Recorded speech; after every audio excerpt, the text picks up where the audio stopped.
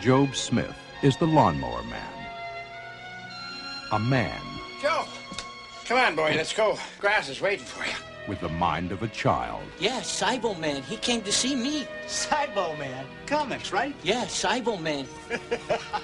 And a doctor Virtual reality holds a key to the evolution of the human mind. with a vision of the future. I have a game in my house that you might like to play. Would you like that?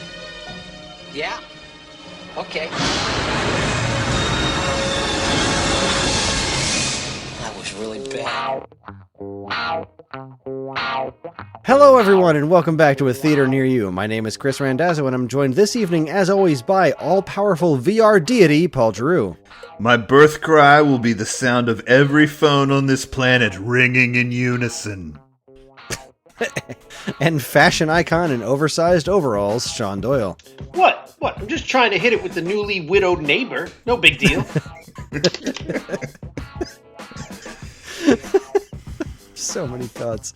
This month's letter was L, and we went with Paul's pick, which was Lawnmower Man. Is it better than King Solomon's Mines? Let's find out.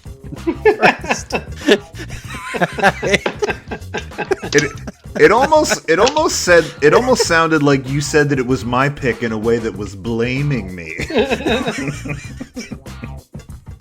So, I had to do some convincing to get Karen to watch this one with me. She was like, yeah, it's a horror movie, I'm not interested. And I'm like, yeah, I kind of feel like there might be something more to this. Like, Paul said it was a Stephen King joint, so, like, yeah, but he does all this horror stuff. Like, yeah, but he also did, like, Green Mile. This could be interesting. It could be it was a pretty popular movie in its day. This could be interesting. And so, like, she still bowed out. But then, like, 5 minutes in, I paused. I was like, there's a monkey in a VR helmet with a gun. You've got to see this. and so we watched this movie together. But let's hold on to that. How are you gentlemen doing?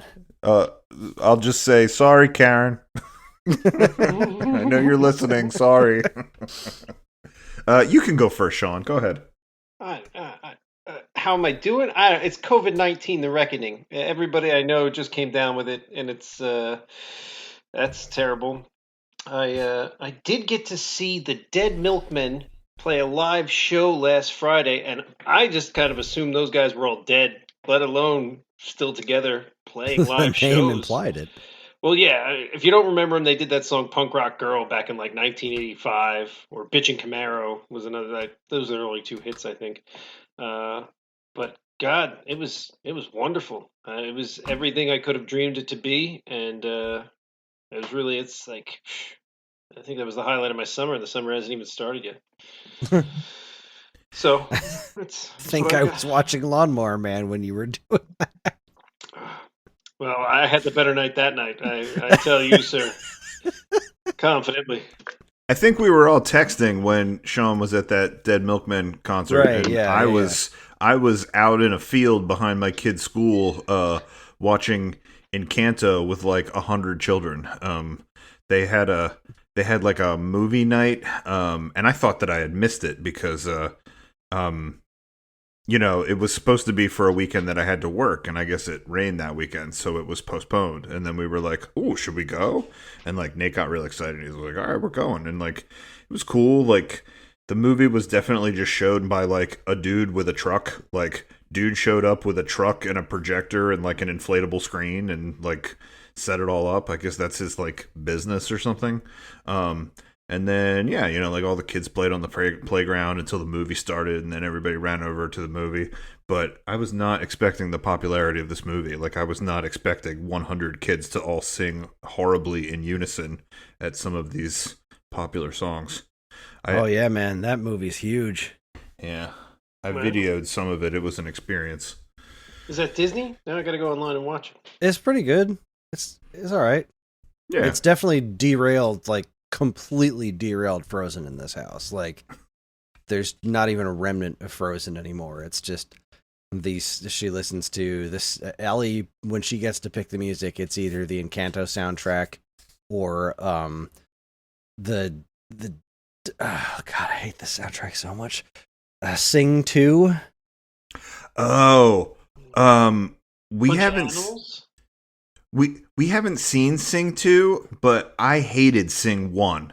And that is because, you know, it is about like the entertainment industry, and like they make it seem like the stagehands are like completely expendable, like Matthew McConaughey koala guy, like, you know, doesn't pay anybody at that theater, and then he like fires his whole crew, and then like he manages to set up these like elaborate singing scenes with like his buddy who's like a sheep, and, you know, running the lights. Like, I don't know, it's just I found it very insulting as someone who's in the entertainment industry. I really did not like that movie. Yeah, I was I don't even remember anything about the original. I just know that we recently watched the sequel and it was awful. And the soundtrack is all it's like you know, really earnestly singing pop songs and injecting meaning into them, and they're just vapid, and it's awful, and I hate all of it. I just hate all of it.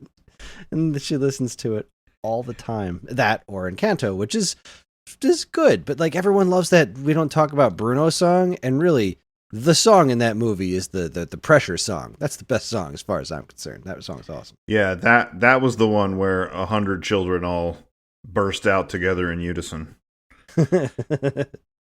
Wait, hang on. Before we get off the topic of Sing, this is a Facebook post that I made in December of 2016. I said, "This is my corrected synopsis of the movie Sing. Warning, spoiler alert." I guess I thought that people would be annoyed if I spoiled it. Buster Moon, koala and terrible businessman, puts dozens of animal stagehands out of work and bounces their final paycheck. He tries to put on a singing concert show with two unknowledgeable stagehands. With two unknowledgeable stagehands, and built a complicated set consisting of a giant glass water-filled tank with untrained labor. When the tank explodes, destroying the theater and endangering lives, Buster produces his show in the hazardous rubble of the building. The set and seating adhere to no safety code or industry standards. The whole show was cued by Buster's sheep buddy from backstage with no tech rehearsal. Somehow, defying logic, it looked and sounded amazing, and everything worked out in the end, despite Buster being a terrible producer and an embarrassment to koalas everywhere.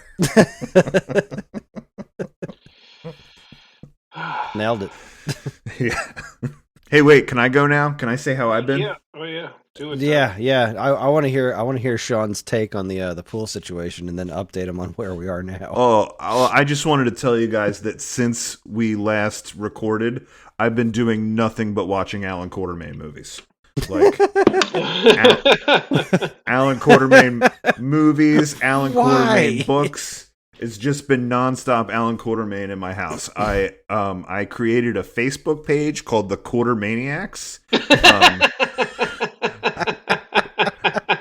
Right now, I got a bunch of coin collectors and like nobody else, but I'm hoping that turns around really soon. We spent so much time looking for that movie. And then, you know, I had to like download an app, and then we had to like get it, you know, pirated and whatever. And then, like, I guess because I looked for it so much, it was on a list of things for Apple TV to suggest to me. So apparently it just came to Tubi like the other week, right? And so it shows up on my phone. It says, if you'd like to watch King Solomon's Mines, it's on Tubi. And I was like, all right, you played this joke on me before, right? And then so I'm in front of the Apple TV and I click on it, and like it did in fact go to Tubi. Like it rerouted me to the movie, and I was like, oh yeah, this is the right movie, you know. And then I stopped it, and then Sherry came downstairs later, and you know, because Apple TV shows you all the things that are in your queue. She said, like, in the most indignant voice I've ever heard, she's like, "You're watching this shit again?" I was like, "No, I'm not. Sorry." You'd have been better off with her catching you watching porn. It's like, this is unforgivable. It's unbelievable. I swear, like, things like that, and when, what was it, Drop Dead Gorgeous came to, I think the fact that somebody looked it up triggers, like, nobody had thought of that movie. And when I say nobody, I mean nobody had bothered to, like, Google search it. in 30 years. And then we looked up on the internet, and they're watching us, the government. This is my paranoia rant for the evening. And they're like, oh, people want to watch Alan Quartermain in Lost City. We better, who wants it? And Tubi, I guess they're the ones who shelled out the probably $2.99 for the licensing on that masterpiece. They're like, yeah, we'll pay $2.99. If we can get a couple people to watch it, a couple commercials, let's do it.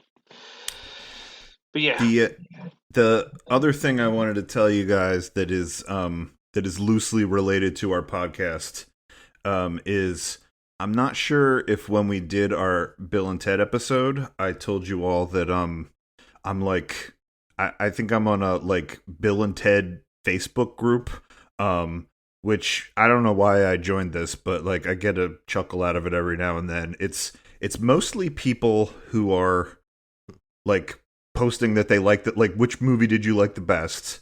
Some of it's a little bit of like fan service for like Keanu Reeves and Alec Winters. There's some people that find the word station in weird places and take a picture of it and post it. That seems to be rather popular.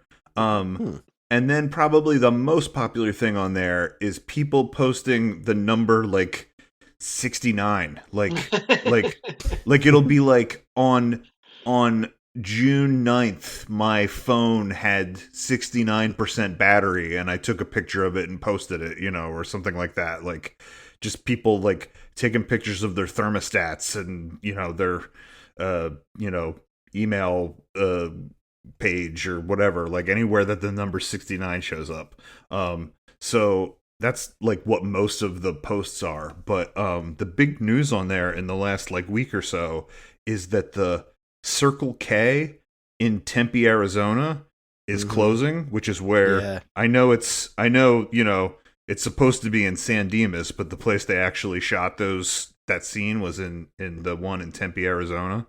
And like people keep showing up there and like showing up in costume and like having like costume meetups there and then asking everybody if they know when the Mongols ruled China, and then they like took over the parking lot and they showed the movie there. And now I guess the business got a reprieve and like they're open for another like week or two, and they're having another movie doing night there. one last movie night. The tickets are sold out and whatnot. I've been seeing that online too. Yeah, so that's the big movie news that I noticed.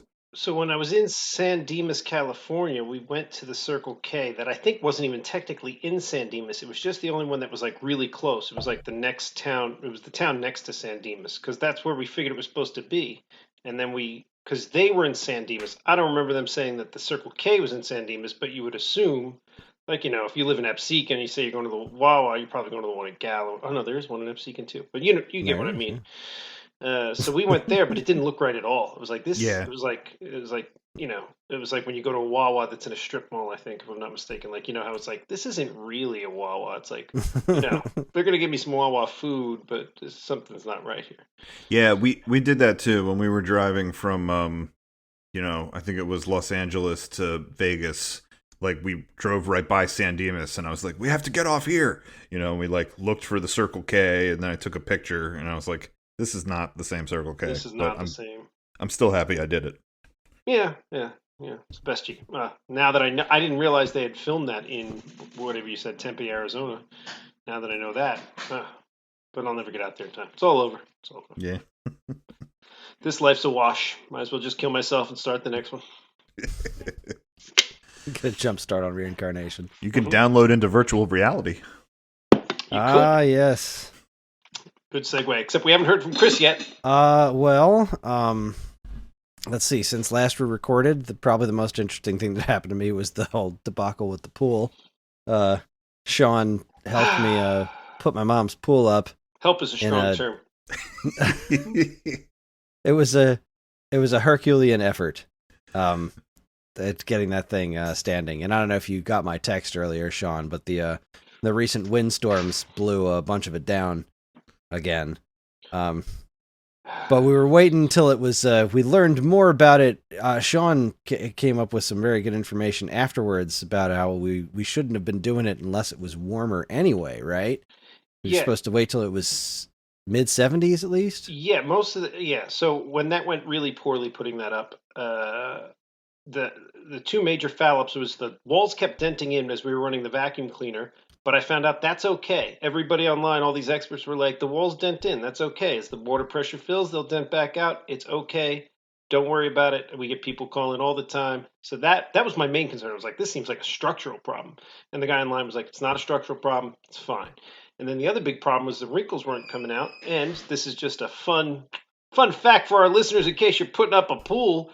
The wrinkles won't come out of a pool liner if it's under. A lot of places were saying 80 degrees. Some guys were saying 75. But whatever it was, we weren't anywhere near that. We were in like 60s at best.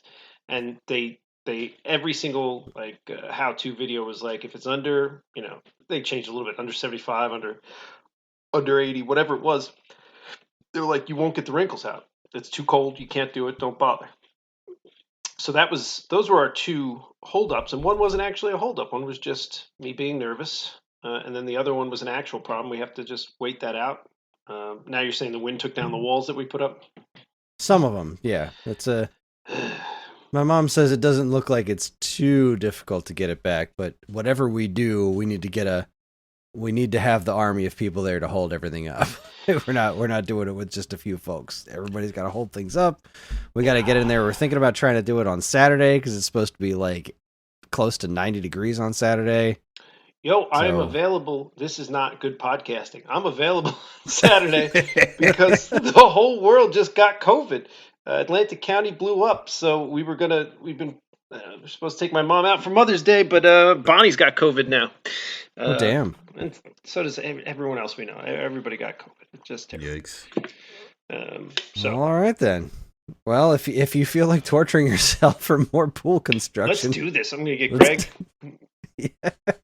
Make this happen. I can't come on Saturday, but if you guys want to scrap the idea of putting up a pool and just put up a backyard water park, I'm really good at that. I've done it a couple times. It's like a really, elaborate sprinkler system that I do. And, I think we could sell your mom on it if we try hard enough. Well, I think that's about all that I've had super interesting happen to me. Yeah, everything's all right. There's been allergies more than anything over here. And I think we're all still safe from COVID for the time being because we're still rocking the antibodies because it hasn't been that long since we had it. But allergies have been a real 8 bitches on a bitch boat over here. So, let's talk about Lawnmower Man, huh? Sure, why not? Oh, wait, that's the other. I watched Labyrinth. Was that my suggestion? Whose suggestion? That was my suggestion because I had never seen it before. You suggested Land of the Lost. Land of the Lost. Oh yeah. Right. Oh, but you watched Labyrinth. What'd you think? I watched Labyrinth. I liked Labyrinth quite a bit. It was pretty rough around the edges in a lot of ways, but at the same time, it was every fault in the movie was so clearly, like, easily made up for by that Jim Henson charm and like the way everything interacted with each other. I thought it was wonderful. We showed it to the kids for our family movie night, and they thought it was pretty fun too. They actually stuck with it till the end, which they don't always do with live action stuff. So that was great. No, I thought it was a pretty wonderful movie. It was really freaking weird. Yeah, it's really weird. It's one of my favorites. I mean, I think it's like 8 or 9 on my fantasy list. Like, it's way up there. It's a brilliant children's movie. It's a brilliant fantasy film. It's got that Jim Henson charm, and the music is actually really good. A couple of those songs will get stuck in your head at odd times in life. Dance Magic Dance, yeah. Yeah, Dance Magic Dance is the one that's the one that popped right up into my head. David Bowie is a gift to the human race. Although, considering it's a kids movie, we could have tucked it back a little more. I'm just saying. Maybe made the pants just a little bit baggier. It's a kids movie, Dave. Come on. Just come on. They need to see this. So, I liked all the creatures. I didn't, and this is gonna sound like a really stupid thing to say, but I didn't expect it to actually be in a labyrinth. Like, I don't know what I was expecting, but I wasn't expecting it to just be Jennifer Connelly trying to figure her way through a labyrinth. Yeah. And I probably should have expected that because the movie's called Labyrinth, but I knew nothing about it going in other than it was a fantasy thing. I thought like maybe the Labyrinth was a part of it. I didn't realize that was the whole movie. It's a very well titled film. Yeah, it's pretty aptly titled. Was it? Yeah. Is it weird seeing your girl Jennifer Connelly as a little kid? You know, she was very cute, but little young. Yeah, it was. I'm a big fan of Jennifer Connelly, and so that was certainly an interesting experience seeing her so young, and she was I guess as an actor she hadn't quite hit her stride yet. But I was gonna say that like there are some scenes in that where you're like, oh man, it got a lot better for you. Yeah, she definitely improved. I mean, geez, how old was she when she did that? She must have been. You know what? You say that, but I will remind you of this. Really go back in your way back time machine in your brain hole and think about girls in the 1980s who were like, what's she supposed to be in that, like 14, 15? Yeah, probably. Give or take.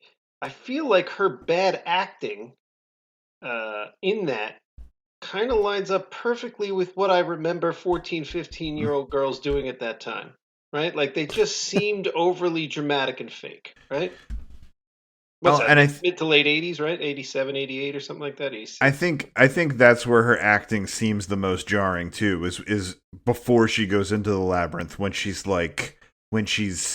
pouting about everything, the little brother and all that stuff, right? Like there's sometimes where you're like, oh God, like she's so whiny, you know? She was 16.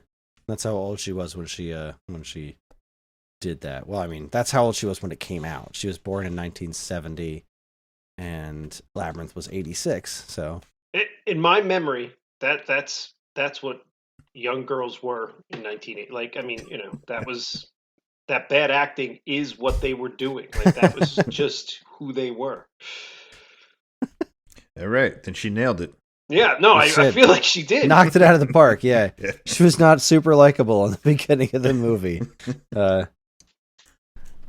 No, I loved it. I'm so glad I've seen that now. I'm glad I can cross that off my list. All right, good work, Kris. Oh, she's in Top Gun Maverick. Was she in the original Top Gun? I don't think so. Yeah, I don't remember that. When was let's see, Labyrinth, Some Girls, Ballet, The Hotspot. And she was in Rocketeer. Yeah, that's where I know her from. She definitely was in Rocketeer. That's where I know her from originally. That was my first, I guess, Hollywood crush there. Sure. Love The Rocketeer. That's one of my all-time favorite movies. It's absolutely easily top 10 for me. Sure. It's a great movie. They did everything right. Yeah, they did everything right. That's a very, very well described. They did everything right with that movie. God, I love that movie. I'm just waiting for the kids to be a tiny bit older before I show it to them because they still tend to get a little bored of live action movies a little bit. Oh, that's another thing that happened. We showed John Jurassic Park. Oh. Yeah. Yeah, and he loved it, and he didn't get scared, which was our biggest concern. Because John, I mean, just last year, John was scared of Return of the Jedi. Like live action stuff really freaks him out. But he's so into dinosaurs lately. I figured his love of the dinosaurs would cancel out whatever scary was happening. And that's exactly what happened. He was totally fine with everything happening because the dinosaurs were so cool. Well, and Jurassic Park's like a perfect movie. You know, I don't know if you're gonna show him any of the other ones, but like, I don't think you ever top that one as far as the wonderment of the dinosaurs and everyone sort of experiencing that. It's I think sort of the best one of all of them. Easily, yeah. I easily agree with you, and I enjoyed all of them. The second and third are clearly big steps down from that first one. The whatever you call it, Jurassic World, I really enjoyed those too, actually. But the here's what I will say about that: we hit that when it came out, and I think we get more out of it than other people who come along after. When that came out and we went into that theater, it wasn't a small step forward in special effects. It was it was monumental. It was like they jumped the Grand Canyon.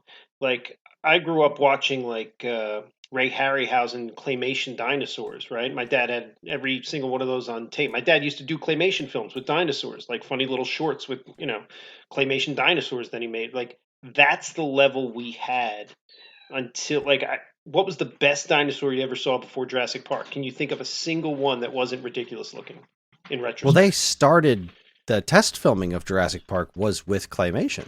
Right. Like, they intended to use that because that was still the best technology they had until they started coming up with the CGI. And they're like, oh, if we use this right, we can pull this off. And they did. And I still think it's got some of the best looking. It still looks good. It still looks great. But yeah, because so much of it's practical too. A lot of it is practical with CG, like filling in the blanks, which is, I mean, that's how you do it. And I don't know why it took everyone so long to learn that, because everyone our age or a little bit younger than us and older who like experienced life before that moment and then saw that film, that magic still triggers in my head. Like, I know, like, when I watch it, and don't get me wrong, even without that, it's an amazing film, but I don't know the kids today get the same level of magic, because today any crazy thing you can think of, and I'm sure I've said this before on our podcast, it's only been 10 episodes, any crazy thing you can think of in your head, a virtual world with demons coming out of someone's nose and turning into a butthole and eating a cheeseburger, whatever thing you can think of, a Netflix film, a straight to Netflix film, has the budget to do a fairly convincing graphic of that. Like, it doesn't matter anymore. Like, you're the director or the writer or whatever you want to say, his vision can be put on the screen relatively realistically at the lowest of budgets.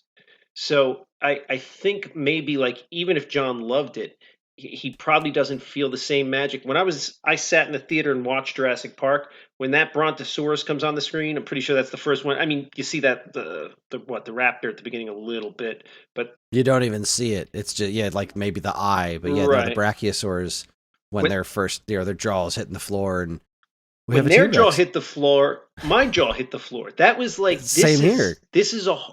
It was mind blowing. And watching it now, I still feel that. I still feel that that trigger. Because it's already connected to that moment.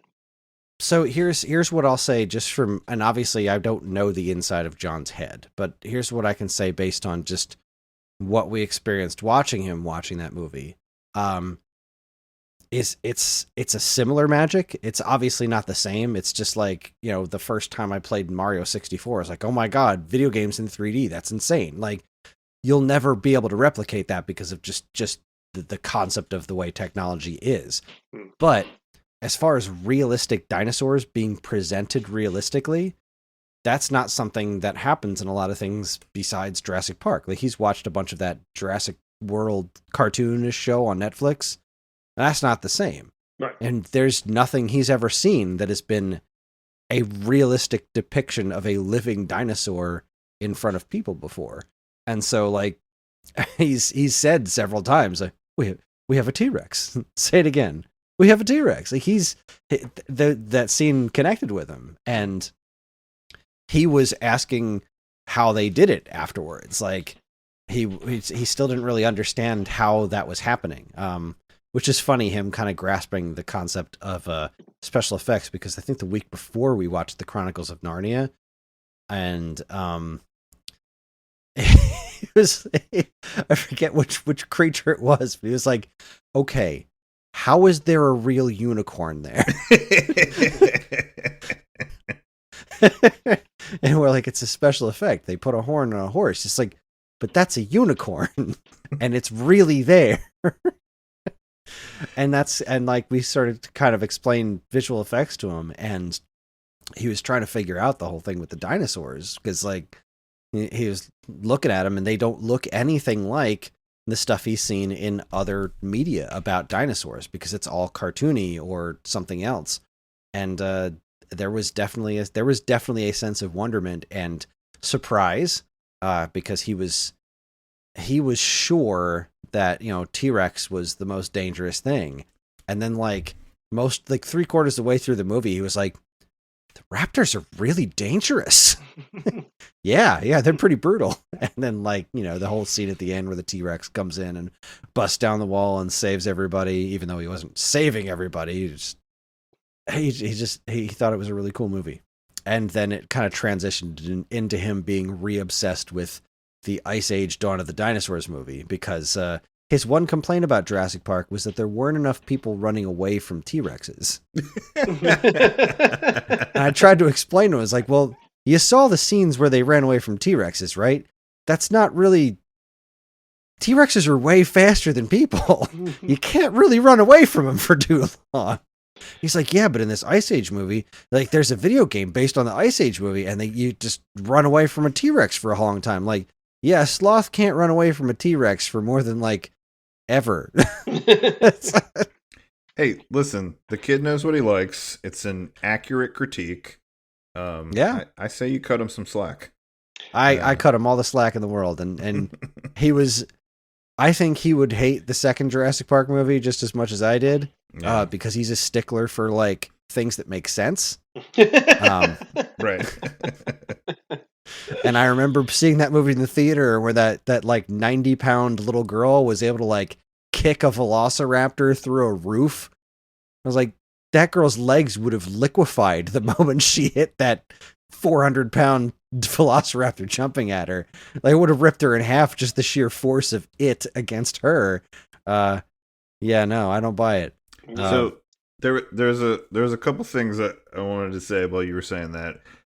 One, I thought it was so interesting that John is so keyed in on, like, how did the special effects happen? Because I don't think Nate has ever considered that, which is weird, right? Like, Nate will watch that is weird. All kinds of crazy stuff and just accept, like, it as a movie. But I did think it was funny when Nate started to key in on different actors, and that, like, the actors are actors playing a role and that they're not real people in a real story that you're watching. Because I remember a commercial came on, like, he and I used to just scroll through the trailers, and, like, I think he was like, click on that one, and it was a trailer for the movie Shaft, or like the Shaft, like, sequel, and he was like, that's a Nick Fury movie, it's called Shaft. And I'm like, all right, good guess, buddy, but not exactly. Nailed it. Like, that cracked me up when he started, putting that together, and now he totally is like, oh yeah, that person from that movie. Like, he's a little, like, trivia hound. You brought up Chronicles of Narnia. I don't really want to get into that because we're watching it and reading the books, and, like, now I have that could be a whole nother podcast. But to what Sean was saying about the Jurassic Park and the, like, the special effects, like, the marriage between the practical and the CGI, I think, is what really sells it. Like, I think the raptor scene is, like, the best example of that, because, like, it's so well done in that, like, a lot of times when you're seeing them at a distance, it's in a reflection of, in that kitchen. And then, like, when, they nose in there at somebody, it's like the real practical, like, creature effect that they made. And that, I think, is like, your brain puts those two things together, and you're convinced that it's real dinosaurs. Subsequently, and I don't know if you want to use this as a segue, but, like, you talked about how that still looks good. The movie that we're actually here to talk about, I just want to read this piece of trivia to you. The 8 minutes of computer-generated effects took 7 people 8 months to complete on a budget of $500,000. Wow. That is what it took to make effects like that in, what, 1992? Yeah, I feel like most teenagers could probably do it on their phone these days, right? I mean, I couldn't do it. I mean, it would take me some time to do it. I could probably get it done with my laptop, but it would take me some time. Yeah, it's rough. It's rough. Wow. And, like, just a few years later, we had TV shows like Reboot and Transformers Beast Wars that looked just as good, if not better, than what we saw in Lawnmower Yeah, Man. the progression really, there was like a big arc, like it was a steep learning curve there, right? So like 2-3 years before this, you had like nothing, right? I mean 1980, what computer generated effects were there? There's nothing. And then you hit this, and then a couple years later, you're talking about Kris, and then what, 94 is Jurassic Park? 93, 94, something like that, right? Well, here's another one that's always blown me away. When was Terminator 2? 91? Yeah, and like, think about how everybody was so blown away with that technology. And then probably like 10, 15 years later, you literally saw that technology on television in like a Terminator television show. You know what I mean? Like they spent millions of dollars on that technology in 91, and by like 2006, you could do it in every shot of a television show. They spent millions of dollars on that in 91. They spent $500,000 on this in what year was this movie? 87? I don't even know. This was 92. Lawnmower Man was 92. This was a year after. Oh, God! I was cutting this movie a lot of slack. Oh, God. No, it's not okay. All right, so what we're talking about is Lawnmower Man, which was released on March 6th, 1992. It was distributed by New Line Cinema for some reason. Like, somebody at New Line Cinema is like, yeah, we're going to do this. It was directed by Brett Leonard, whose other credits include include Virtuosity, T-Rex, Back to the Cretaceous, and Highlander: The Source. Oh, God. The movie stars Jeff Fahey, Pierce Brosnan, a very shirtless Pierce Brosnan more than occasionally, Jenny Wright, and Jeffrey Lewis. It tells the story of a monkey with a gun who has VR powers and befriends the local mentally impaired groundskeeper who calls himself the Lawnmower Man. After the monkey is shot dead, Job, the aforementioned Lawnmower Man, begins the same VR training and becomes a super genius who can turn people into little balls or something. How did I do? You did great, and I have so much to say just based on that. Like, so many things you just said trigger for me. Do you want to hear something funny? When I knew that, we always start this podcast the same way, right? That like Kris does the blurb about what the plot is. I almost wanted to stop you and go, stop, don't say your plot. Let's all take a second. Kris can edit it out through the magic of editing. Let's all write what we think the plot is and then go around and say it, because I guarantee you we were all going to say something drastically different. Like, what was this movie? Jesus.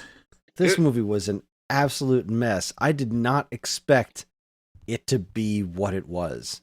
So also, you said that the monkey befriends Job. Did you watch the director's cut, Kris? I don't know. I just watched whatever was on our little Plex server. Did you watch one where the monkey showed up at Job's doorstep? Yeah. You watched the director's cut. Yeah, I didn't remember that part. I was like, maybe I wasn't paying attention. Really?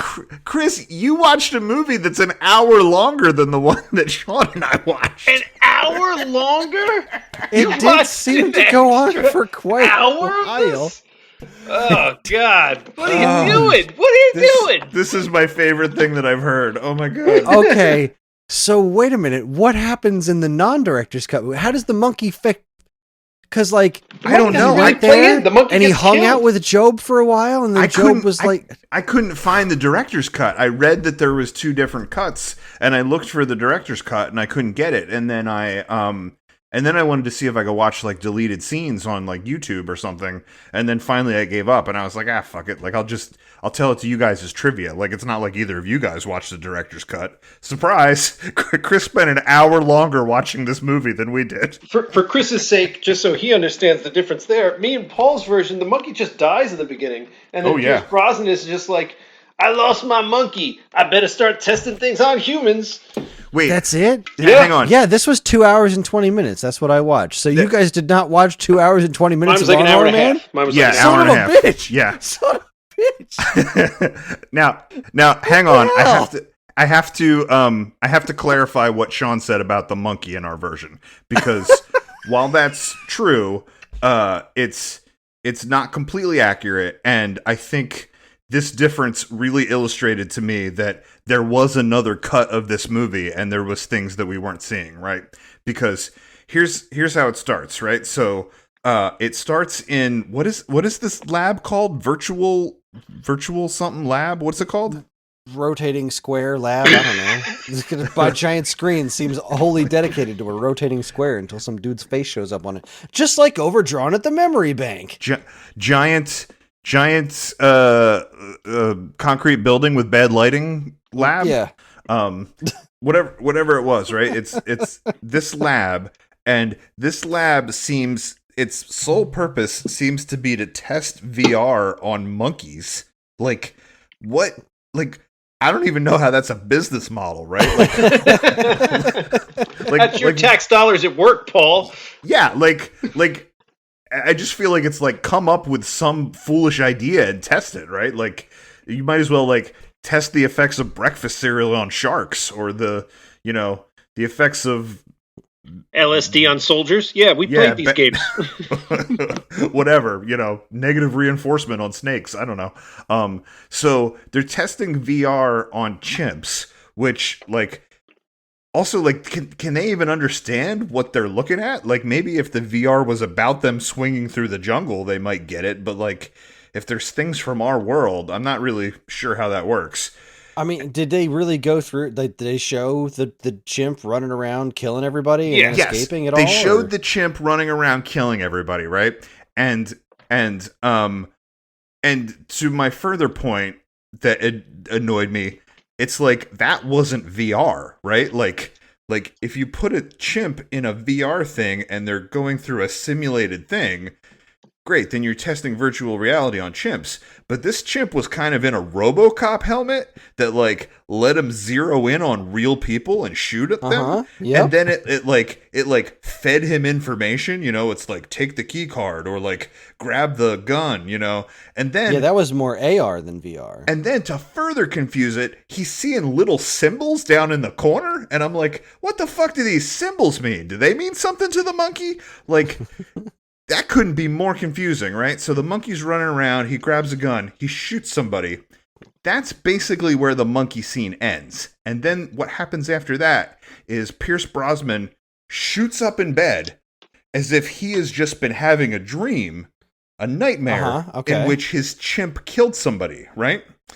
And so then you say to yourself, like, well, was it all a dream? Like, is he just dreaming that this accident happened at his lab? And like, it goes on to be a scene between him and the girlfriend, and they're talking, and blah, blah, blah. Then he gets up the next day, and he goes into work, and they're like, hey, your chimp killed somebody. And he's like, I had a dream that the chimp killed somebody. And it's like, all right, so is Pierce Brosnan, like, precognition? Like, can he... Is he keyed into this VR thing? And then it's like, nope, that's not revisited. It's just... over. Yeah, I thought they were going somewhere where him and the chimp had a connection because of some experiment. They just never came back. I was just waiting, and like it just never came back.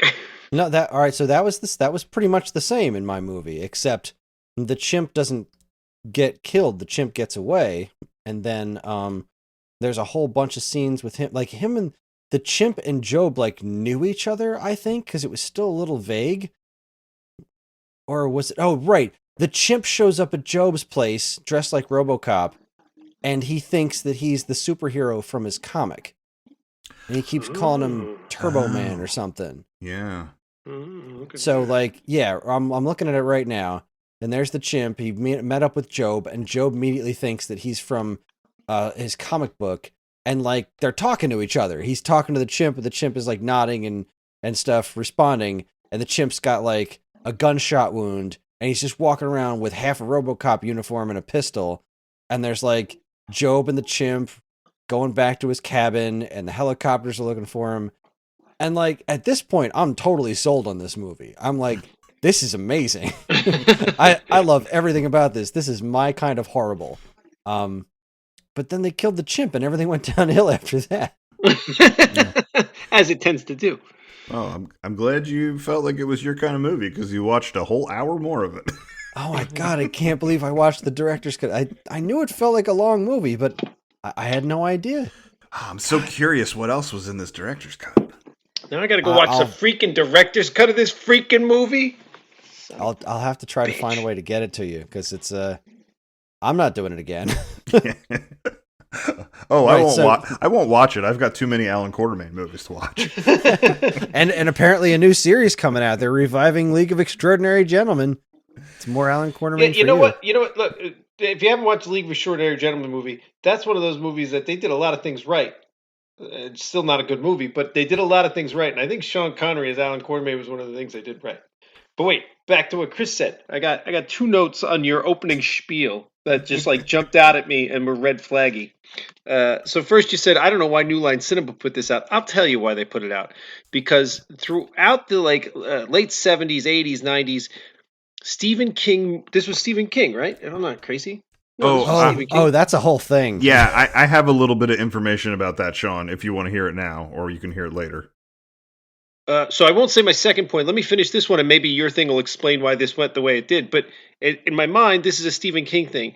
And in my mind, every third movie that's put out with Stephen King during those 30 years is an iconically amazing movie that stands the test of time forever. You've got The Shining, you've got Shawshank Redemption, Stand By Me. I'm sure I'm missing a couple big ones there, right? There's a handful of ones that are just movie icons. And then you had a handful that were middle of the road, and then you had a handful that were a disaster, right? It was you take three, one's going to be an icon forever, one's a disaster, and one's, middle of the road or whatever. So New Line Cinema was maybe this is the one. Maybe this is the icon. Even the disasters are kind of fun, like Maximum Overdrive, you know what I mean? I enjoy them, but I'm not going to say that they're good movies that the production company is happy they made. Apt Pupil. It was just long and boring, and there's a lot of movies that just didn't land for whatever reason. So listen, here's the scoop. So this is not exactly a Stephen King movie. So Stephen King did write a short story called The Lawnmower Man. It is not this movie. I don't exactly know the short story, but I think it's something like a guy sort of calls up a new lawn service. The new lawn service, the Lawnmower Man that comes, is this weird religious zealot. And I think he's controlling the lawnmower with his mind or something like that. And in the end of the story, it kills the homeowner or whatever, right? Typical weird little Stephen King short story in another book of other Stephen King short stories. This movie is not at all Stephen King's script. It was a script called Cyber Gods or something like that. Cyber God. And the studio said, hey, let's loosely base it on Lawnmower Man. And we'll put this whole lawnmower angle in it, and we'll call it Lawnmower Man. And we'll call it Stephen King's The Lawnmower Man. Right. And so apparently he sued twice to get his name taken off it. He sued for the theatrical release for them to remove Stephen King's Lawnmower Man. It still says based on a story by Stephen King, but it doesn't say Stephen King's Lawnmower Man. And then he sued again for the video release. So literally this was bad enough that Stephen King sued twice to take his name off it. Yes, according to Wikipedia, the film, originally titled Stephen King's Lawnmower Man, differed so much from the source material, King sued the filmmakers in May of '92 to remove his name from the title. King stated in court documents that the film, quote, bore no meaningful resemblance to his story. A federal judge ruled in King's favor in July of '92, the first successful such ruling since James Oliver Curwood had his name removed from 1922's Eye on the Law. On appeal, it was ruled in October '92 that the on-screen credit could remain, but that King's name should be removed from advertising. King received $2.5 million in the settlement. Despite the ruling, New Line still did not comply and initially released the home video version as Stephen King's Lawnmower Man. In 1994, New Line was held in contempt of court. Wow. So amazing. That makes sense because the scene with him dealing with the crazy, what was he I don't know what he was, a father or a minister or whatever. Those kind of felt Stephen King-esque. And then that storyline just kind of faded out too. There was a couple storylines that just kind of like disappeared. Like Pierce Brosnan lost his chick pretty unceremoniously. I mean, there was a little bit of a fight, and then like she was just gone. Oh, But she was kind of like still around. wait, Chris, was there wait. more? Was there more of her in the director's cut? I guess, yeah, I guess I might have seen things that you didn't. So, Tell us yeah, all they about had that- her. We need to know about her. We didn't get to see much more of her. She was just still there, like at his house. Oh, So, okay. like, Job would come over or whatever and ask if he was home, and she would be like, "Nah, he's probably in the basement jerking off to his VR things." She said that, okay? I'm not making that up. Oh. She said that to him. I mean, there was like 2 or 3 other scenes where she's just still there. Like, they didn't break up, or they were going to wait. break up, but she never really left. In our version, Pierce Brosnan, I mean, he goes after. I mean, it's pretty clear. Like it's him and the widow, right? They're going to make a run of it, and she's got to be out of the way for that, right? In the version that we saw, she gives Pierce Brosnan a really hard time because he won't take her to the city. You know, Yes. that's like her That's big their thing. fight. She wants to Yeah. go to the city. She mentions that a couple times. He won't take her there, and then yeah, they have another fight, and then at one point she's literally walking up the stairs from the basement, and her face is out of view, and they added some dialogue where she says, "Goodbye, goodbye, Angelo," or whatever his name is. What is his name? Goodbye, so and so. Goodbye, Pierce Brosnan. And then that's it. She's not in the movie anymore. She's gone. So like, And when she left, I thought she was going to the city, but then she doesn't show up again. And then him and the widow, like the kid's dead. The kid's dad dies, and then like it's clear that Pierce Brosnan's like with the girl by the end. So I was like, I guess that wasn't a goodbye, I'm going to the city. I guess that was a goodbye, I'm moving out. But like they could have given me just a little bit more. They could have held my hand a little more. That was the note that I wrote at the end. I wrote, I guess now he's part of the neighbor's family? Question mark. Yeah, I mean, they definitely could have been less vague about it, but she was just kind of still around occasionally, and it never amounted to anything. There was zero closure, and eventually she just wasn't there anymore. But like for a little while, she was still there, and I remember saying to myself watching it, or saying to Karen, like, so what exactly is going on with, is he living in her house? Is that what's going on here? Or what's going on with her? And then they just never resolve it. And so I guess that's why that got cut out, because it didn't make any sense to begin with. I'm going to go with he killed her and buried her in the backyard. Pierce Brosnan was not the good guy in this movie. Surprise, surprise. Actually, he wasn't anyway. I mean, come on. He's Yeah. testing things on like mentally challenged people, like no, medical approval. I mean, this is questionable top end. Maybe Job killed her, and that's in the director's cut. Oh, was it mentioned in the sequel? Did either of you guys watch the sequel as you threatened to? So I watched about 40 minutes of the sequel, which was longer than I should have, and then I turned it off. I got about an hour and 10. And it's only about an hour and a half, and I just still couldn't do it. I was like, wow. It's so bad, right? It's really bad. I will say, for as bad as this movie was, I think it was actually really watchable in a like bad movie kind of way. Like I know Lawnmower Man 1 is no prize here, and we have a lot of negative things to say about it, but like I think it did sort of scratch an itch for me as far as it being like a watchable bad movie. Like I could see myself watching this again with a like Riff Tracks commentary track. I thought it was compact hour and a half. Sure, I watched 2.5 hours of this thing. It was fucking torture. When we were over, I was like, that was one of the worst movies I've ever seen. But yeah, I want to see the movie you were talking about. Yeah, I would have enjoyed that. That's why. That's why you had such a vehement reaction to it.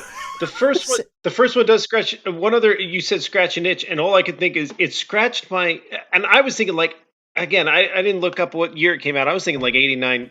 I was thinking like 89, right?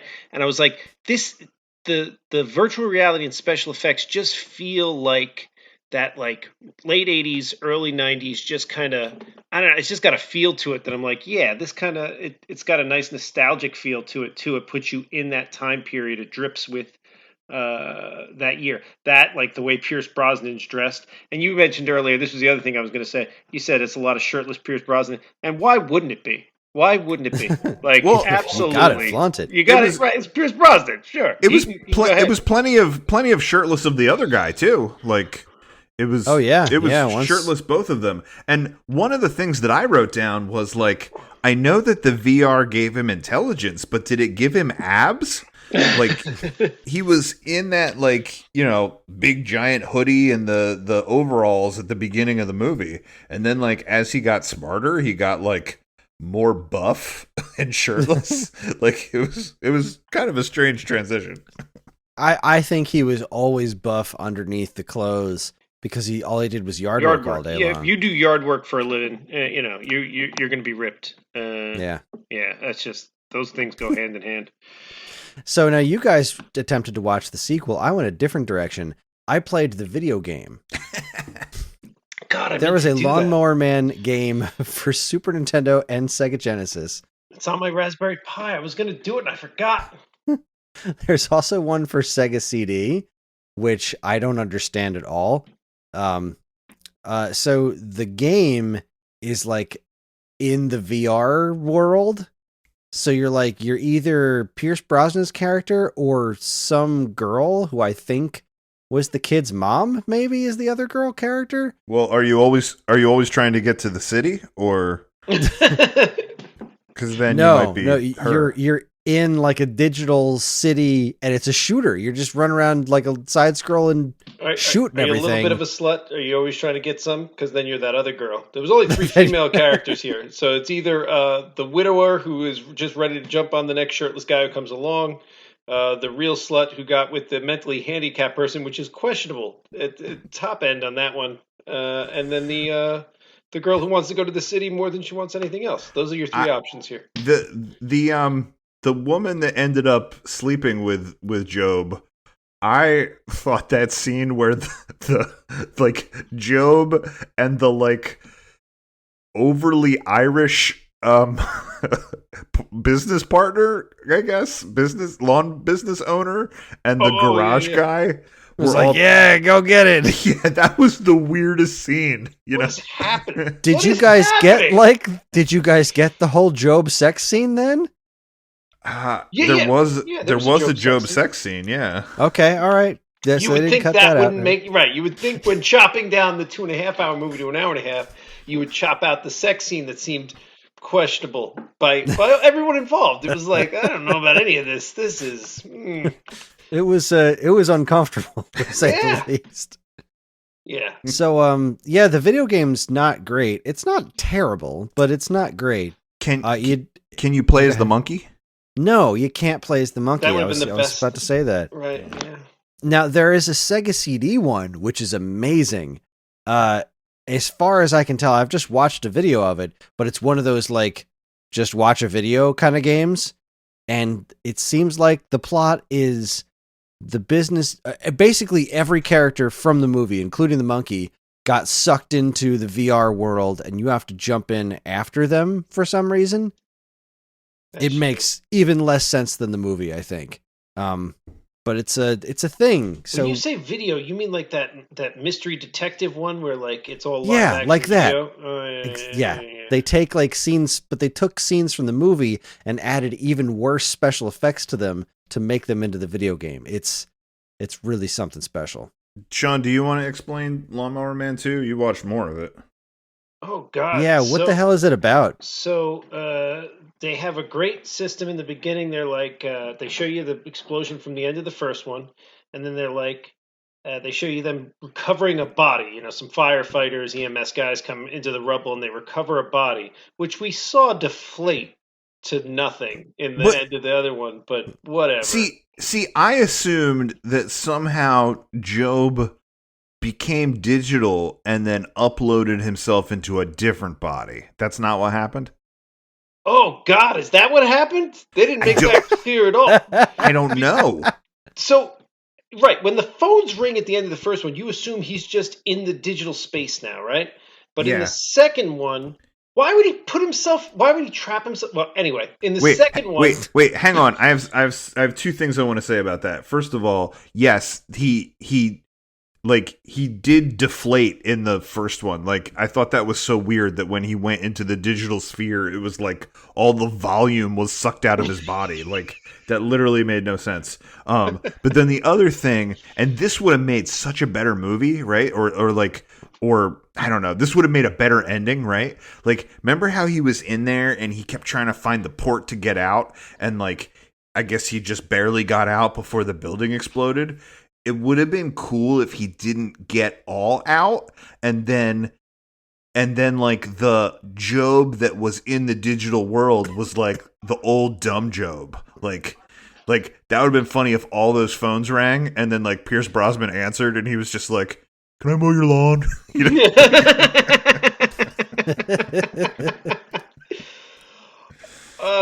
all right. So wait, let me catch Chris up. Because you know what, I didn't see the end, but I think I got it. I think I got the whole movie, no problem. So they come in and they pull out, the EMS people pull out a body.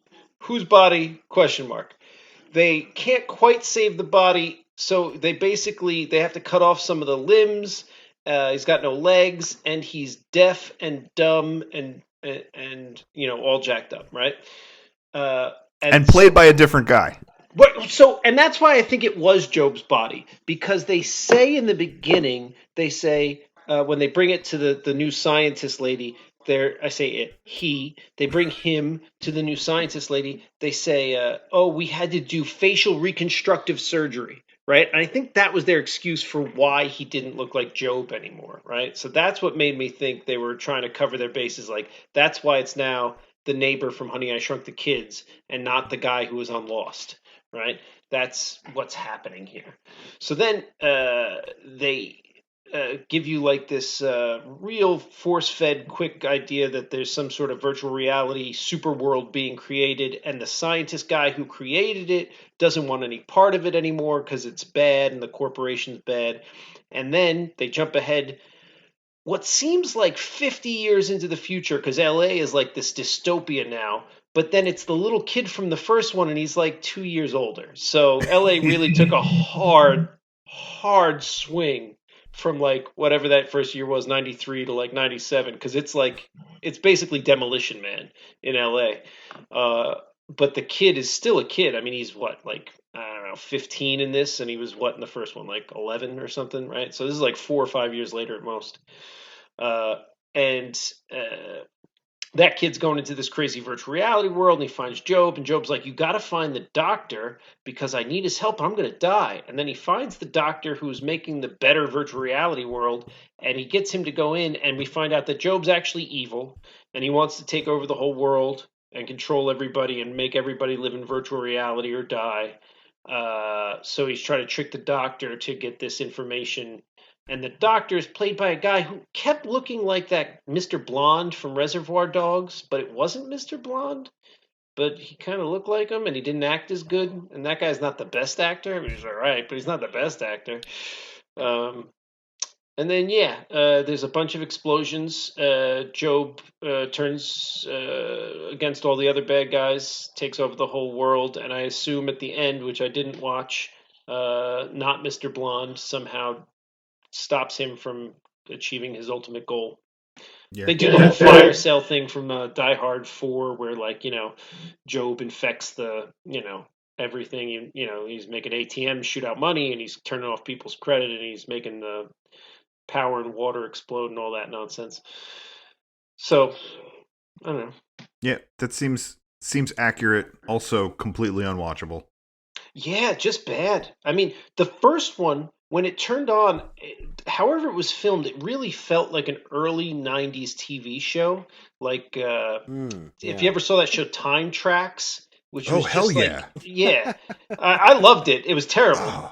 But that was such a good show. It was not. I loved it. Watched all of them. It's not a good show. Don't say the enjoying and good are different.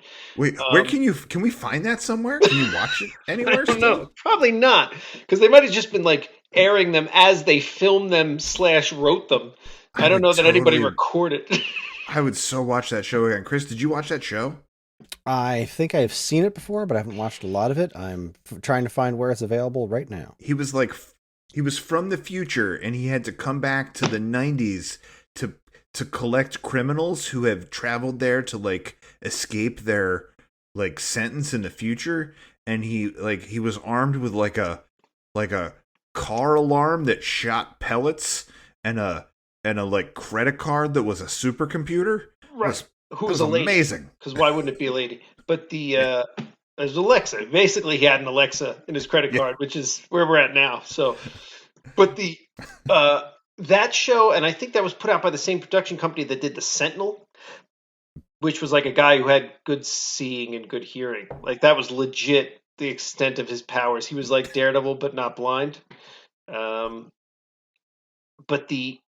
something about, was that UPN or like, I think it was like, oh God, WB or UPN. Yeah. It was one of like the second-rate networks, right? Yep. And however they filmed their stuff was very reminiscent of how this movie was filmed.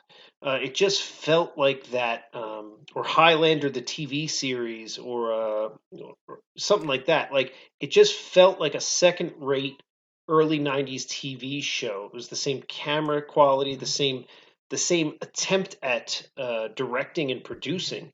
The only thing that differentiated this at all is you had you had Pierce Brosnan. I mean, he's a good actor. He knows how to act, in my opinion. I don't know, he can do it. And his acting wasn't bad, but everything else about it was very just TV show quality. And it feels like there were so many Stephen King movies, and I know you just explained to me this wasn't Stephen King. There were so many Stephen King books that were made into TV movies. It was surprising to me in retrospect that this wasn't one of them, right? Like you had The It and Langoliers and Tommy Knockers and a couple other ones that were The Stand, right? Yeah. And I really enjoyed those. I mean, The It, I watched the TV movie The It at least 100 times as a child. I am not exaggerating. When I was like 4 or 5, which is too young to watch that movie, I watched that movie constantly, just on repeat. The Stand was good too, and this felt like that. It felt like more like a TV movie that somehow got released to the theater. Yeah, the like all the production quality that you're talking about. I thought the same thing about the lighting in that VR Institute. Like I was like they couldn't have installed some lights in the hallways. Like they you know what I mean? It was like the scene will be lit when the doors in the hallways are open. You know, like yeah. There's something else you said that I wanted to respond to too. I don't know what it was. Sorry, I'll think of it. Yeah, but yeah, it's just. It's not a great movie. You can't highly recommend it if you're desperate for that nostalgia of the late '80s, early '90s. I think it probably scratches that itch. Something about like the image you have up right now just reminds me of like a 1992 Mountain Dew commercial. I don't know why, but I'm just feeling it. Oh, I know the thing I was going to say. You mentioned the actors in it, and you mentioned how Pierce Brosnan is like sort of a better quality actor for a thing like this.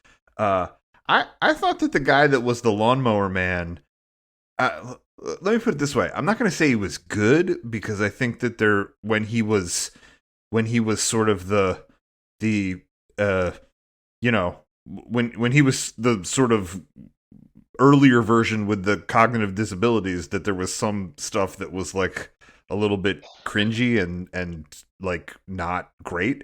But like, I did think that it was, I thought it was a somewhat of an acting feat to watch his transition.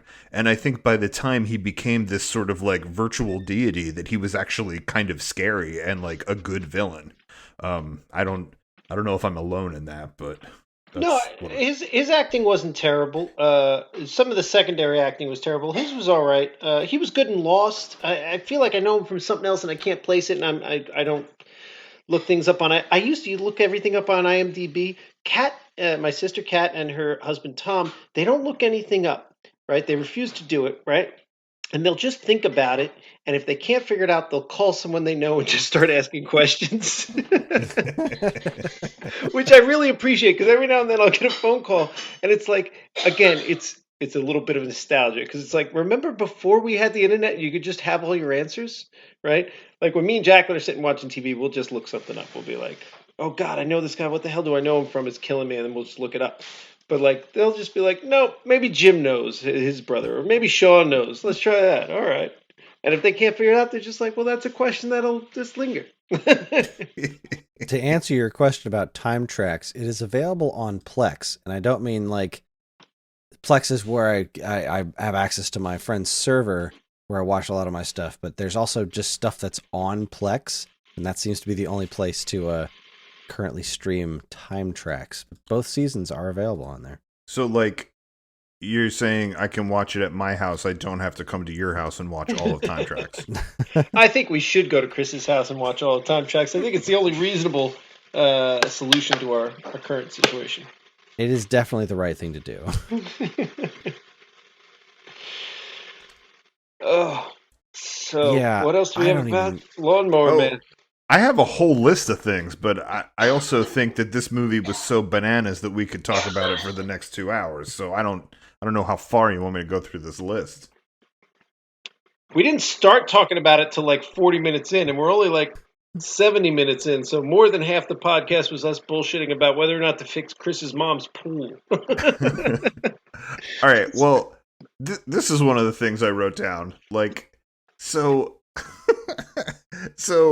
I mean, I think the point in the movie where I like almost basically like threw down what I was holding and like stormed out of the room was that, you know, all right. So how do I put this?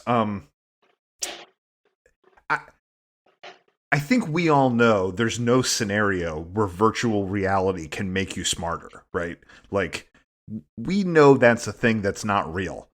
But, like, the movie was predicated on you having to believe that, right? So, like, I guess they did their best to, like, say science-y words and send you on your way to think that maybe that was a thing that could happen, you know? And then, like, they also paired it with other things, right? Like he had to get injections and he had to take quizzes. So like, all right, there's some testing going on. There's some other factors that are maybe what's going into making him smarter, right?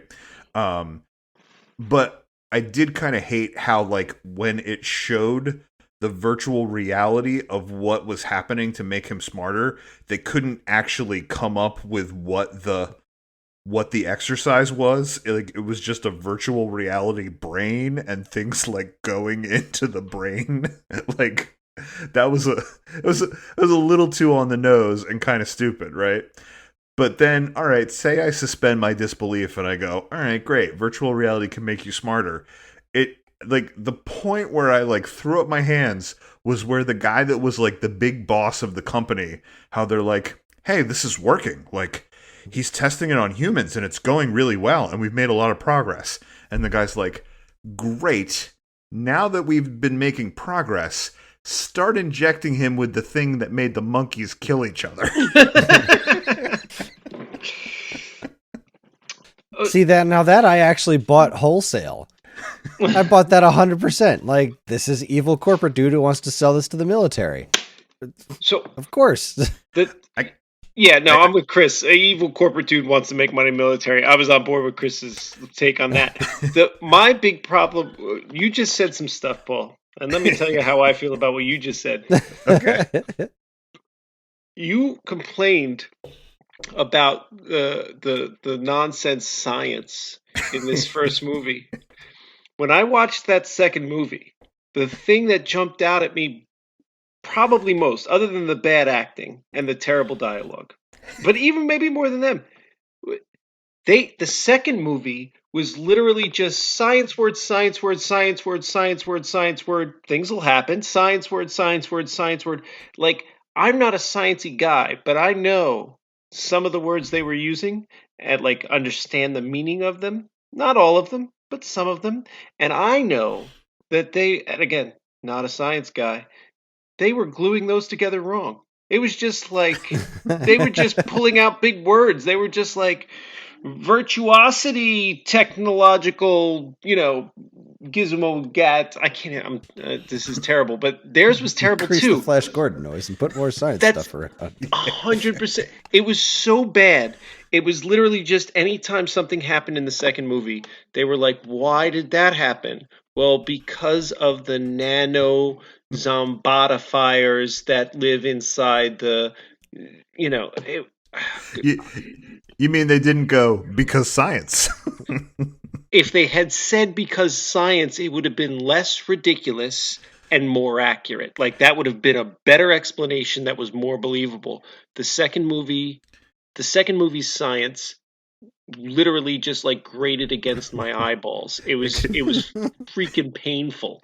It could have been written by my nephew. That was a thing that he did when he was little. He like pulled out these magnets and he's like, look at this, and he like made them attract each other, and I was like, all right, cool. And then he turned them around and he's like, watch this, and then they repelled each other, and he's like, you know why? Science. See, that kid's a genius. This movie's an idiot.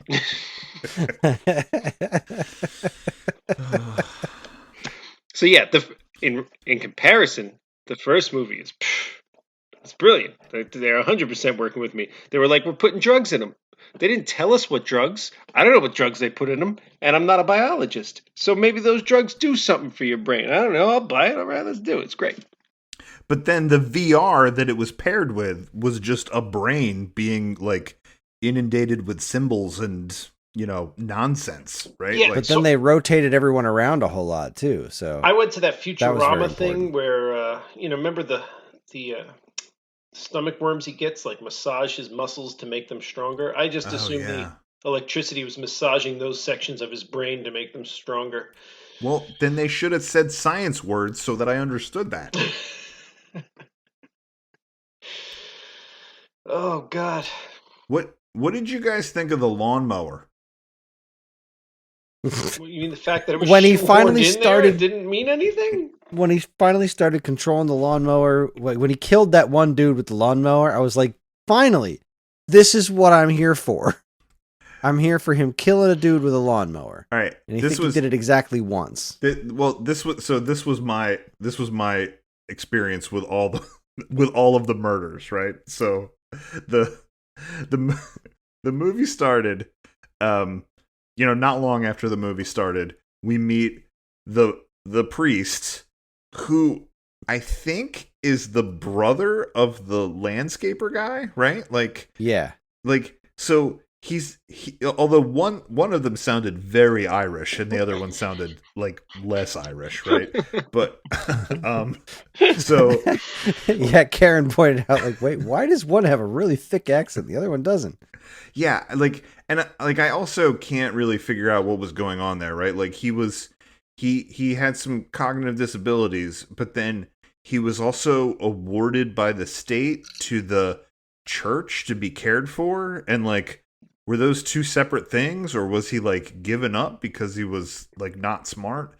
Like, I could have used a little more explanation, right? But like, obviously the priest treats him awful, that he's got a, he's almost like a slave there, and he lives in a shack, and he is not well cared for, right? Did they show him the priest beating him in your version? Yeah. Okay. And then the other guy was like, "Whoa, he's got you doing the penance." It's like the other dude like knows that he gets his ass whooped. So yeah, like it was obviously like everyone takes advantage of this poor guy, the priest, and then they meet that gas station guy, and the gas station guy like gives him a hard time and like pushes him around, and then you see him at the house mowing Pierce Brosnan's lawn, and then you see the neighbor come home, and the dad like hits that kid, he's beating on the little kid, and like literally we got through that scene and I was like, all three of these people are gonna die. Like, I already know this is happening, and then like literally when those murders happened, like they happened in that order. Like, he set the priest on fire with his mind. Then I really liked how they go to the gas station attendant, and like it was supposed to be like sort of ominous that he's off in the distance, but they were like, well, how is he going to recognize that it's him if you just see a silhouette? So they like had to put the lawnmower next to him. Like that kind of cracked me up. And then like the fact that he had this like weird glowing Tron suit, and that, you know, like whenever he killed people, his like Tron suit glowed. And then like, yeah, we got the lawnmower scene. But I was like, yeah, I was literally like, all these things are going to happen. And then they did in that order. And then, oh yeah, the other thing was like, even before those scenes happened, when we first got introduced to those like villains, I guess, right? Like we start hearing about the chimp, and, you know, and then Pierce Brosnan gets let go from the they're like, you need to take some time at home, right? And then we see, you know, that scene with the Lawnmower Man, like with the priest beating him or whatever. And as soon as we saw that scene, I was like, oh, I see what's going to happen in this movie, right? Like, I was like, I know exactly what's going to happen, because I was like, he's testing these things on monkeys. He's not allowed to do it anymore. And then here's this, like, you know, mentally handicapped guy, right? So like, that was the first thing I like declared. I was like, oh, I see exactly what's happening in this movie. And Sherry turns to me and she's like, what's happening?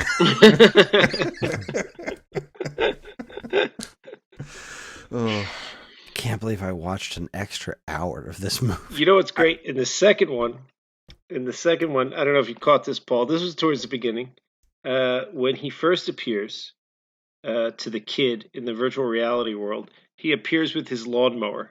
Yeah, for no apparent reason, right? Like he appears in this virtual reality world, like he there's like a statue that turns into him or something or other, and then like all of a sudden, like there's a lawnmower next to him, and then you never see the lawnmower again, because what the hell does the lawnmower have to do with anything? This is a virtual reality god. And why did he even make it appear in that first one? Like what the hell did that have to do with anything? So that you knew it was him. So like, he looked totally different. The kid had to recognize him, so he appeared with the lawnmower. Which, might I add, why was that kid so into that lawnmower? Like, you know, he's like, oh, you fixed Big Red? And they're like ogling it like it's a hot rod. It's like a real creepy lawnmower with like some dangerous spikes on the front. And it just decimated these lawns. Like you saw. Oh my God! There was that one, where he gets to the front, it just goes right down to the dirt. I'm like, wait a second here. It looked like grass beforehand. When it was done, it looked like it was scorched earth. Like, it was ridiculous.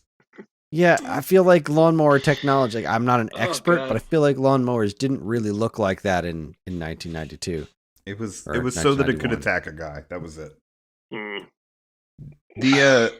The only other thing I wrote down was about the cops that then investigate the murder. You know, like Pierce Brosnan goes over and he's like, "What happened?" And like, he literally finds the worst cop on the force. That guy's like, "Oh man, the blood was everywhere. You should have seen it."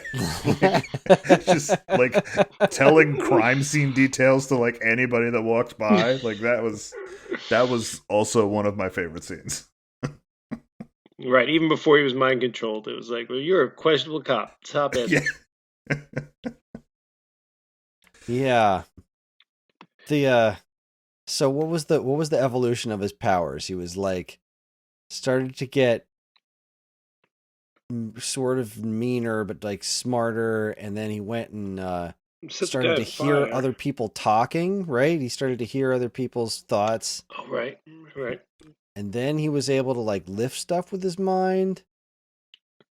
Yeah. Setting something on fire was fairly early when he lit that priest on fire, right? Right. I guess telepathy, and then is that the same thing? Being able to hear thoughts and then being able to move objects? No. Telekinesis is moving things. Telepathy is hearing. Pyrokinesis is turning things on fire. Yeah. I don't know what bubble kinesis is. I'm going to go with bubble kinesis. Marble kinesis? Marble kinesis? Okay. All right. They really liked that effect. That was, they were really proud of that one. They used it They're like, what, nailed three it. times? Yeah. Yeah, I didn't know his powers were going to be goofy. Trumpy, you could do. Why would stupid she even things. bother turning to someone into marbles when you can light them on fire? It's like, I've already figured out how to kill you with my mind. Why am I going to come up with this new creative way? I think it was also a torture thing because, like, the guy was still alive, but he was all bubbles. I know, being on fire sucks, right? I mean, that's not a quick death. That's like, I'm burning. This is terrible. And you know what? I know they were big into the virtual reality stuff, but the fire was so unbelievable on the priest that I thought they were going to turn around and like tell me that like it was just in his mind. It was like a virtual reality fire. But they were like, no, he burned to death. I'm like, you have better fire effects. Like I've seen better early 80s man on fire effects. They used like a real computery digital fire effect to burn the priest with. I was like, why? Why are you doing this? Like you can do better. I feel like what you just said could be applied to most of the movie. You can do better. More of the why are you doing this? There was so much of this. Now, granted, I watched a much longer version of this movie, but there was a lot of it where I just kept thinking, why is this a thing? You know what? Why is this happening? Yours was longer, but it sounds like you had more of the monkey parts, and that was like the best part. Like RoboCop monkey. The monkey was like the solid like 20 minutes or so of the movie was monkey. Oh man, we had like 5. We had like the opening credits. I think we got 3 minutes tops of monkey. Yeah, it was I figured limited. if I've invested 20 minutes into this monkey situation, that I'm in for a monkey related movie, and then I wasn't, and I was sorely disappointed by that fact. There was then 2 monkeyless hours after they shot, and they brutally murdered that monkey. He was like trying to get away, and then he's up on a tree trying to jump away, and these dudes just mow him down with these machine guns, and they show this monkey puppet getting pumped full of bullets and blood's everywhere, and it's really, really disturbing. And Pierce Brosnan is there. He's like yelling at him, "No, don't shoot him. Don't shoot him." Then he kicks one of the soldiers, and it doesn't seem to matter or anything. And then like Job and him run over to the monkey's corpse. And that's where he takes his VR stuff from him, I think, and starts using it on his own before Pierce Brosnan shows up. And I don't know, it's all weird. You know, I don't get it. Everything you're telling me about this monkey situation is sort of like familiar in the back of my mind, and I think maybe I saw that version at some point. Again, I'm sure I saw this movie like in the theater. This was an Alan Kiefer movie. He talked his parents into driving us to the movie theater. And we bought, I don't know, we probably snuck into it, honestly, but that monkey situation sounds so familiar. I think I did see the director's cut at some point. Well, now I feel left out. You don't. I cannot believe I sat here. I'm still so upset about it because it was hard to stay awake through, and I was like, I gotta finish this movie. It's getting late. Why is this movie so long? Because it's not listed anywhere on the Plex server as being the director's cut. This is just Lawnmower Man. I just thought this was what it was. I don't mean to delight at your misery, but that does make me chuckle. I'm sorry. No, it is legitimately funny. So, well, I'm done. I am done. Yeah. I'm tagging out. I'll punch the clock on this one too. Yeah. This was a terrible, terrible movie. I really wish I watched the shorter movie. I probably would have had a little bit more fun with it and been a little bit less angry at what movie followed 20 minutes of monkey with a gun. Because if you're going that hard with monkey with a gun and you still have 2 hours of movie left that's not monkey with a gun, I really feel like you've oversold me on the beginning of the movie, and everything else after that was a letdown. I guess I'll say to our listeners, if we're talking about if we would recommend this movie, I would say I would recommend the not director's cut if there's some joke commentary that you could put with it, because I think it is a rather watchable bad movie, but a bad movie nonetheless. Sure. I do not recommend the director's cut under any circumstance. I think we should go Son back of a and make bitch. our own All cuts right. of all these Well, movies, especially this one. I mean, just all monkey version. I think there's a great cut to be made of King Solomon's Mine and Lawnmower Man, combining them into the same. Definitely. And Definitely. the camera can pan up and it can say, "The Institute for Monkey Torture." Oh, what was his name? Lutz. Lyle Lutz. No. Barry And the- Lutz was the Barry guy Lutz. No, Barry Lutz interviewing was him. the he was the host. And wasn't the Dr. monkey's, Crank. Dr. Wasn't- Crank. wasn't the monkey's name Bobo? Bobo, yes. Bobo. It's like, Extensive monkey torture. All right. So for our listeners' sake, we're referring to a state sketch. You should go watch it. It's Barry Lutz interviews a monkey torturer. Yeah. That's probably the name of the skit, right? I mean, I think it's just called monkey torture, but all right. I could be wrong. Anyways, it's time to move on to everyone's favorite part of the show where we figure out what we're going to watch next. So we're on the letter M, and I have a couple of options here. I really don't know what to land on. So I'm ready. I'm psyched out all right, the gate. you go first. I didn't look anything up. I didn't do any research. I was like, you know what? This is the movie I want to do. And then I couldn't find it anywhere. So I'm going to tell you the one movie I'm not doing.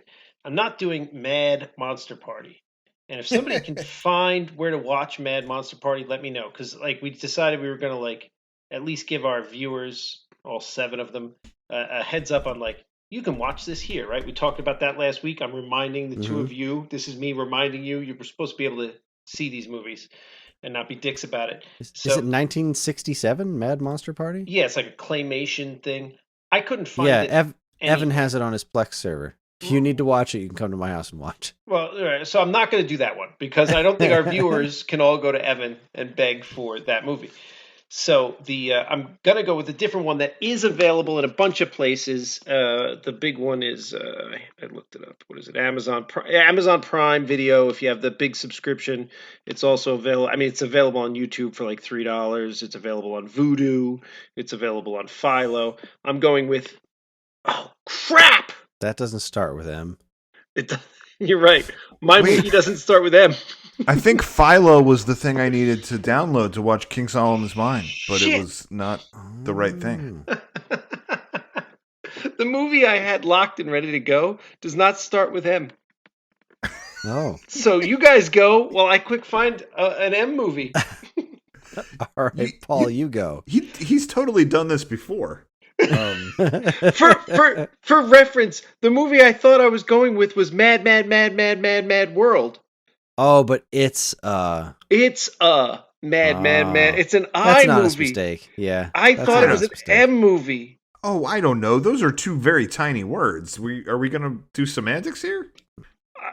I'll find it. I'll find a legit M movie by the time we come up with this. You just, and if I don't, then that's what I'm going with. You guys go. What do you got? I'll go. So Sean said that we need to say where we can find this movie. I don't think I found this anywhere for free. So obviously Sean's guidelines did not impact me in any meaningful way. But it doesn't have to be free, but it's got to be watchable. Greg was pissed about Drop Dead Gorgeous.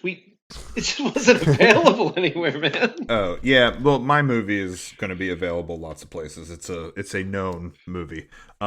So back a couple months ago when we did and we did Inner Space. At that time, I was watching that TV show called Only Murders in the Building, with Steve Martin and Martin Short and Selena Gomez, and I was really enjoying that show, and I was really enjoying Martin Short and Steve Martin together. I think that they've worked together a lot, that they're so funny, and part of my suggestion for Inner Space was I want to explore some of the early stuff, and it had been a long time since I seen that, and I was I wanted to sort of key in on some early Martin Short. And then the next month, after we did when it was time for J, I think I would have gone for The Jerk and done some Steve Martin. But I knew that Chris hadn't seen Jaws, and it was like, well, we're obviously going to choose Jaws. Like, I think I just knew that was happening. I know where you're going. I've seen The Jerk. Yeah, and I've seen it too. But there's a lot of Steve Martin movies that I've seen, but that I've sort of seen piecemeal or like on TBS in the middle of the daytime. And, I think I just want to get sort of a like window into some of his like early comedy. Cause like, he's done he's been a big movie star in a lot of things, but then like when he was, in the like 80s and early 90s when it was like, and 70s when it was like, this is a Steve Martin comedy movie. I think there's a lot of weirdness to be mined there. So I kind of saved this pick for M, and I'm going to go with the Man with Two Brains. Okay. And again, I couldn't find it on any free thing, but it's definitely on, you can rent it from iTunes or, Amazon or any of those things. What was that Martin short movie we watched? Inner Space. Oh yeah, Inner Space. Yeah, I just said that, Chris. For some reason, I got confused. I confused Inner Space with another thing in my head. It was like, oh wait, no, that is that. Never mind. What is that show then that I was thinking of? It was Inner Space. The only killers in the building, only murderers in the building. No, it wasn't that. It was this really weird sci-fi show that had Trace Beaulieu and Joel Hodgson in it. Other Space. That was it. There it is. Sorry. That's a really weird show that is fantastic. It's called Other Space. It premiered on Yahoo Screen, so nobody watched it. But it's incredibly bizarre sci-fi comedy. Okay. If you can find it somewhere, watch that show. Fair enough. Ran for one season, and it's great. Okay, well. All right, I've narrowed mine down to 2, and I'm just like... I'm going to go with the movie that see, I kind of... All right, I'm just going to go with the more recent one. It's probably not going to get picked because I think it's kind of a boring pick, but I don't know what other excuse I'm ever going to have to watch it. There was a new Matrix movie, and I didn't watch it. Oh, God. I don't want to watch that again. Oh, you saw it already? I saw it, too. Yeah. I didn't hate it as much as a lot of the reviews did, but I didn't like the third one. I loved the first one. The first one's a gem. Yeah, first one's all time. The second one's a lot of fun. I think if you go into it with an open mind, you can have a lot of fun with the second one. The third one's a little rough. I thought the fourth one was better than the third one, but not by a lot. All right, then I rescind that, and I'm going with my gut. I've never seen the Masters of the Universe movie. Okay. Nice. I'm ready. I found one. I found a legit movie go for it. that I've never seen that has some steam behind it. It's in a genre that I love. I love a comedy. That's that's my favorite. This is supposedly a classic. I'm sure this has not aged well, but it's one of those ones. It's up there, and I feel like I've seen most of the classics. Like then we'll be if it hasn't aged well, then we'll be 3 for 3. You think of like Caddyshack or Stripes or something of that era that's amazing, right? And I enjoy Caddyshack, Airplane, Stripes. These are some of my favorite movies. I freaking love these movies. They're great. I've never seen, but I've often heard of the movie in the same sentence with some of those, Meatballs. I knew that's where you were going. I've never seen that either. Never seen it. So I have a feeling that it has aged worse than the others. I feel like it's going to be super offensive and not as funny. But that's really not based on it. I haven't seen the movie. I don't know. Maybe it's great. Isn't that one of those like like spying on girls in the shower kind of movies? I think so.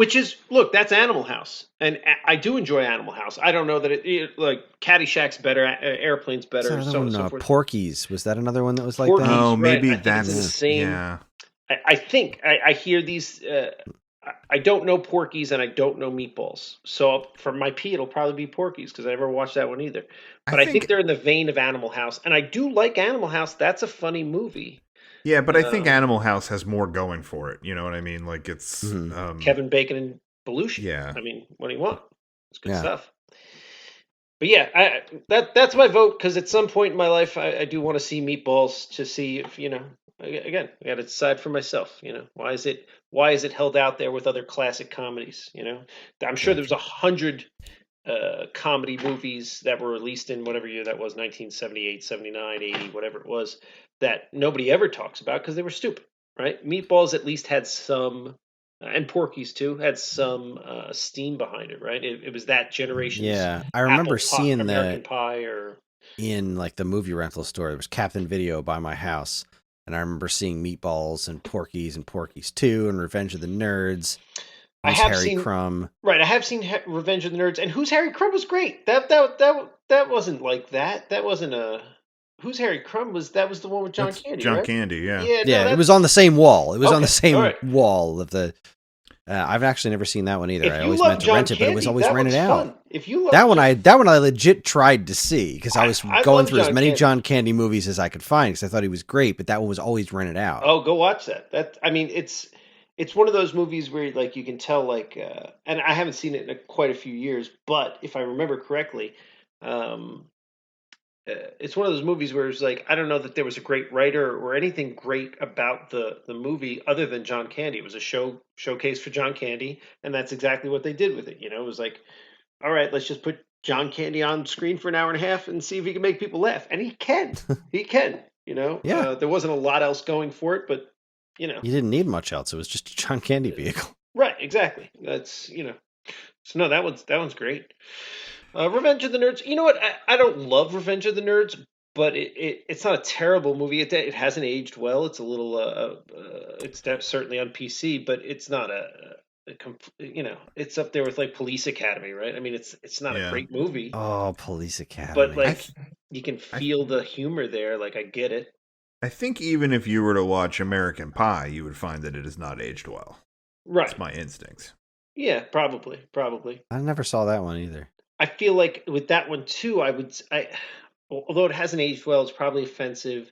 It's not as funny as some other things that have stood the test of time. Well, Caddyshack, Airplane, Three Amigos.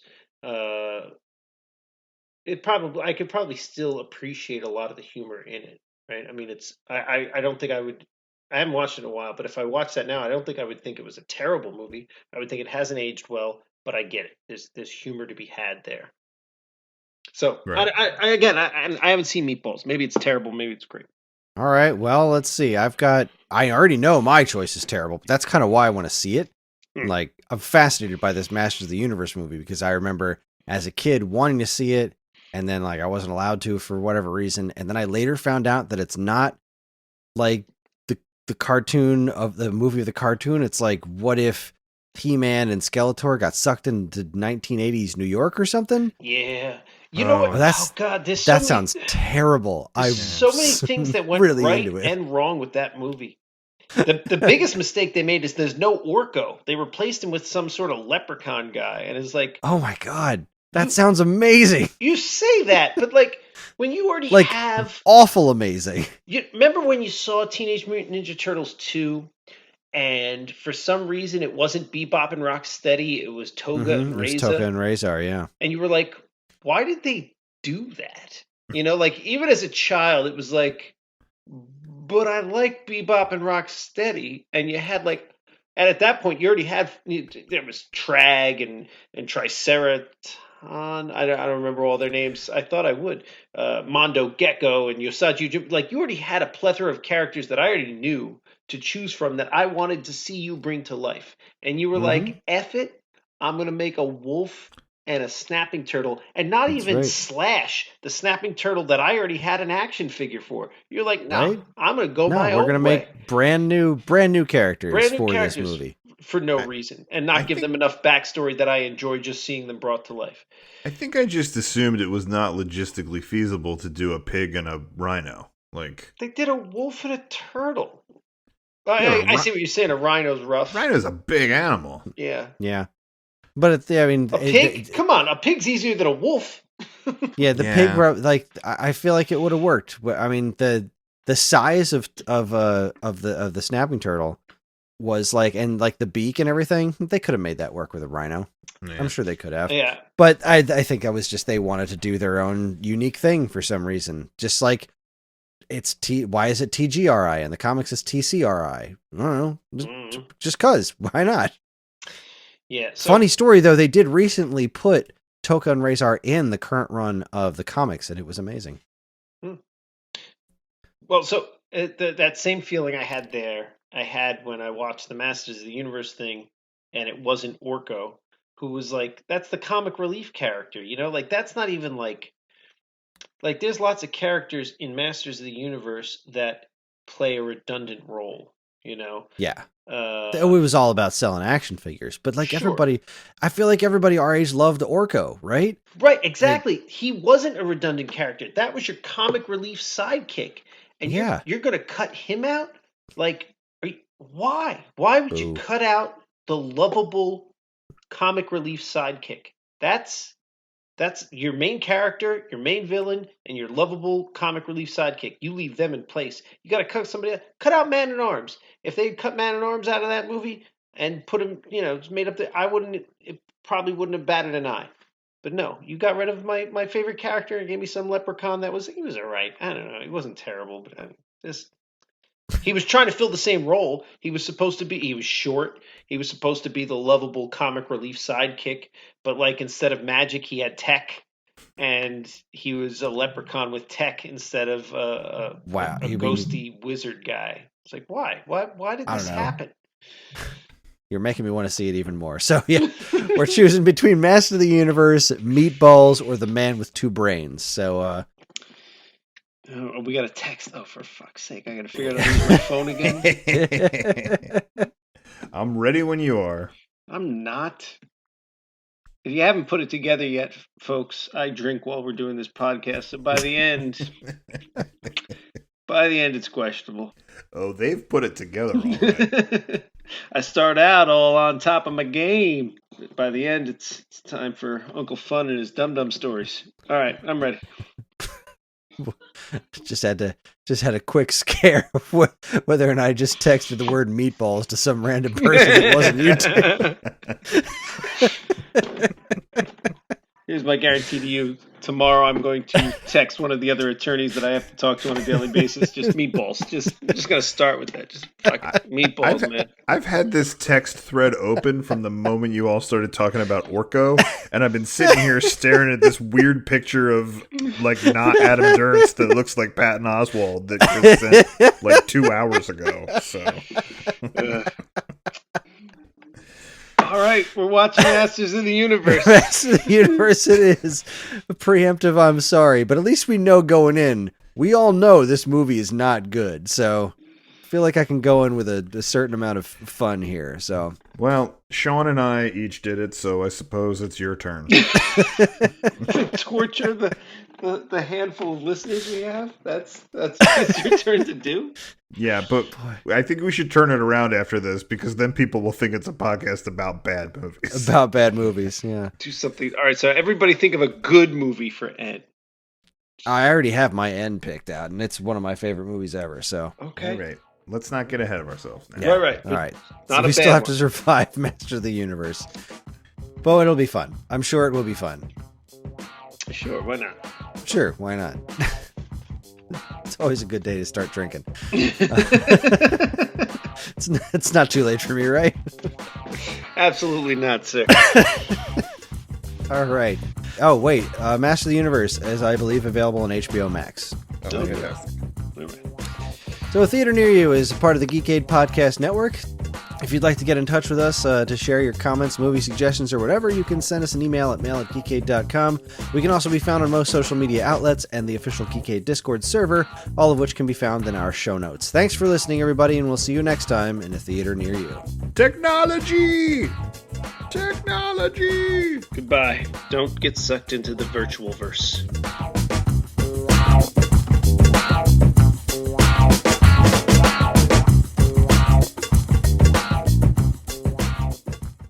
The imaginary becomes real, Trying to get inside my head, Joe. You can't hide anything from me, Dr. Angelo. and reality We have no idea what he's going to do. is all in your mind.